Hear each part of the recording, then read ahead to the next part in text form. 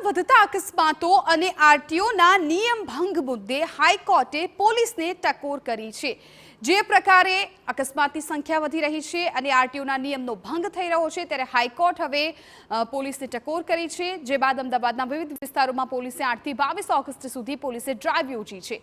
જે મુજબ પોલીસે ટુ વ્હીલર ચાલકો અને પાછળ સવાર વ્યક્તિને હેલ્મેટ ફરજિયાત પહેરવા સૂચના આપી નિયમ ભંગ કરનારને દંડ ફટકાર્યો છે। આ દંડ વિશે વાત કરીએ તો પોલીસે 6 દિવસમાં હેલ્મેટ વગરના 19,000થી વધુ લોકો સામે કાર્યવાહી કરીને 98 લાખનો દંડ વસૂલ્યો। એટલું જ નહીં, ખોટી સાઈડમાં વાહન ચલાવનાર 1200 લોકો પાસેથી 22 લાખથી વધુનો દંડ વસૂલાયો છે।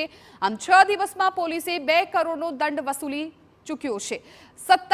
લોકોને નિયમોનું પાલન કરવામાં પણ રસ નથી તે પ્રકારની પણ સામે આવી રહ્યું છે। ઉલ્લેખનીય છે કે અમદાવાદ શહેરમાં દર વર્ષે 500થી વધુ અકસ્માત સર્જાય છે, જેમાં સૌથી વધુ ટુ વ્હીલર ચાલકોના મૃત્યુના પ્રમાણમાં વધારો જોવા મળ્યો છે।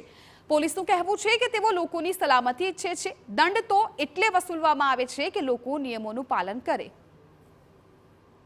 હેલ્મેટ વગરના કેસો 19,466 જેટલા કેસો કરેલ છે, જે 97 લાખ જેટલા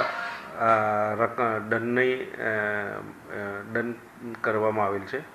અને ગેરકાયદેસર પાર્કિંગમાં વાહન ટોઈંગના 418 વાહનોનો કેસો કરેલો છે, જે 2,70,000 જેટલા કેસો છે।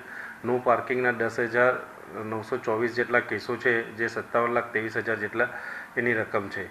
એના વાહન ક્લેમ બી 268 જેટલા વાહનોનો કરેલ છે, એ 1,51,000 જેટલો દંડ છે। જે દંડ કરીએ છીએ એ શિક્ષા કરવા માટેનો દંડ નથી, પરંતુ તમે હેલ્મેટ પહેરો એ એમને માટે સાઇન હોય છે કે ભાઈ તમે આનાથી હેલ્મેટ પહેરવાથી ઘણા બધા ફાયદાઓ છે।